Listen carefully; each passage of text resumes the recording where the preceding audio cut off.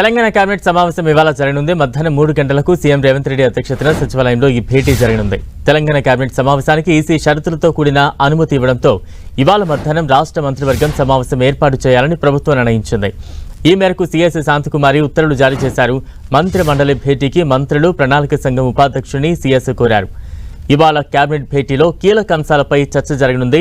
అకాల వర్షాలు, అన్నదాతలకు జరిగిన నష్టం, తడిసిన ధాన్యం కొనుగోలు కేంద్రాలపై చర్చించనున్నారు. ధాన్యం కొనుగోలులో రైతులకు ఇబ్బందులు ఎదురవ్వకుండా తక్షణ చర్యలు తీసుకునేలా కేబినెట్ ఆదేశించనుంది. వానాకాలం పంట ప్రణాళికపైన చర్చించనుంది కేబినెట్. అలాగే రాష్ట్ర ఖజానాకు ఆదాయం సమకూర్చే మార్గాలపైన మంత్రులు చర్చించనున్నారు. ఇప్పటికే దీనిపై సీఎం రేవంత్ రెడ్డి శాఖల వారీగా సమీక్షించారు. వనరుల సమీకరణ, ఆదాయ పెంపు కోసం ప్రత్యామ్నాయ మార్గాలపై కేబినెట్ చర్చించనుంది. కుంగిన మేడిగడ్డ, అన్నారం బ్యారేజీల రిపేర్లపైన మంత్రి మండలి చర్చించనుంది. నేషనల్ డ్యామ్ సేఫ్టీ అథారిటీ ఇచ్చిన మధ్యంతర నివేదికపై చర్చించి సిఫార్సుల అమలుకు చర్యలు చేపట్టనుంది. అయితే రాష్ట్ర ప్రతిపాదించిన ఎజెండాలోని రైతు రుణమాఫీ, హైదరాబాద్ ఉమ్మడి రాజధానికి సంబంధించిన అంశాలను జూన్ 4 వరకు పక్కన పెట్టాలని ఈసీ స్పష్టం చేసింది.